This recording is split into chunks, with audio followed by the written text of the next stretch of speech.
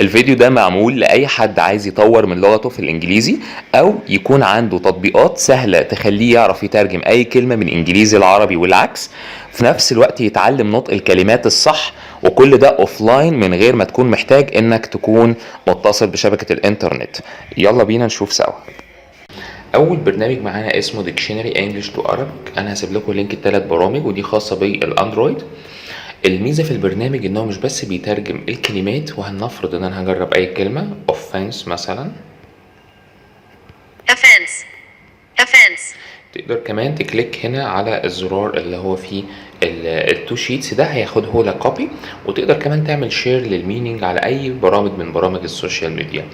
مش بس كده، الميزه في الابلكيشن دوت ان هو ممكن يجيب لك الكلمات كلها اللي بتبدا حرف الاو وانت تقعد تتعلم مع نفسك.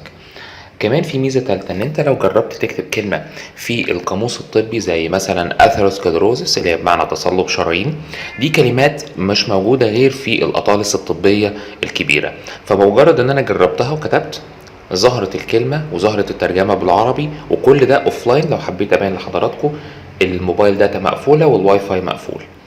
هنكليك على علامه الساوند. atherosclerosis قالتها بالظبط، atherosclerosis.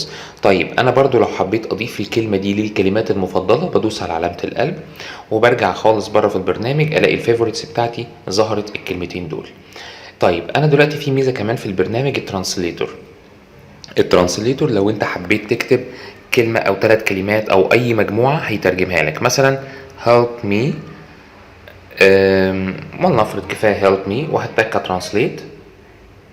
هنا بيحتاج الاونلاين، هنا هضطر افعل الموبايل داتا، بس في الحالة دي تمام كده اتفعل اتك ترانسليت، هتبقى اترجمت. لو جربت كلمة تانية، انا كتبت support by like and share وهتك ترانسليت، الدعم عن طريق الاعجاب والمشاركة.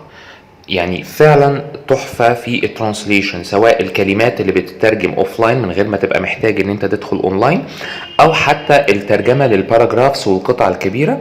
وتقدر كمان تضيف الكلام اللي انت ترجمته ده بشير وتبعته لاي حد. كمان انت ممكن تاخده كوبي. فطبعا برنامج جميل جدا، اتمنى الناس كلها تجربه، سواء اللي عاملين في المجال الطبي او الطلبه في الكليات او الناس اللي بتشتغل في البيزنس. الترانسليشن جزء مهم جدا، ده غير ان كل الشباب اللي محتاج يتعلم انجليزي البرنامج ده هيساعدك فعلا انك تتعلم كويس. وده كان اول برنامج معانا. اما تاني برنامج اسمه ديكشنري، وخلوني اقفل الموبايل داتا الاول، اتاكد ان هو مقفول. هدخل على ديكشنري. البرنامج بالشكل دوت، برضو انجليزي عربي. هكليك ستارت.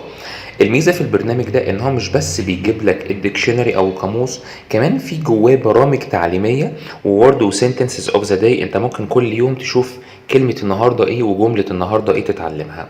خليني اقول ان كمان في جزء سبيكينج انجلش، انت بتتعلم او بتختار جزء وبيبدا يقراه لك. طيب خليني اخش على الجزء الاساسي بتاع ديكشنري، وهنفرض ان انا هكتب كلمه اثيروسكلروزس لانها كلمه معقده ومش اي قاموس بيجيبها.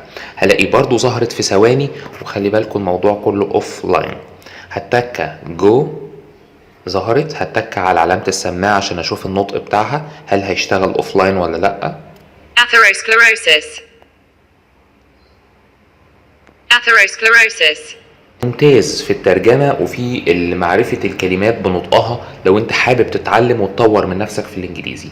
تالت برنامج معانا هو اوفلاين ديكشنري، اوفلاين انجلش ديكشنري. انا هنا برضو هجرب نفس الكلمة المعقدة بتاعت الاثيروسكلروزس، وهي دي المعيار بتاع قوة الابليكيشن او لا. ظهرت الكلمة، الترجمة بتاعتها بالانجليزي، وده يعتبر برنامج كمان افضل في تعليم الانجليزي لانه بيشرحها باللغة بتاعتها. هدوس على علامة السماعة atherosclerosis واحنا برضو اوفلاين. لو انا عايز برضو اجرب كلمة تانية، stand stent كل ده اوفلاين. الثلاث برامج دول فعلا جمال جدا وهيفيدوا اي حد حابب يطور من نفسه في الانجليزي. طلبة الكليات، الناس اللي بتشتغل في اي مجال هتستفيد فعلا بالثلاثة دول. هسيب لكم اللينك بتاعهم في الديسكريبشن، ان شاء الله يعجبوكم وتتعلموا من خلالهم حاجات كتير. اتمنى يكون الفيديو عجبكم، وياريت ما تنسوش تعملوا لايك للفيديو وشير وسبسكرايب للقناة علشان يوصل لكم كل حاجة جديدة بنقدمها.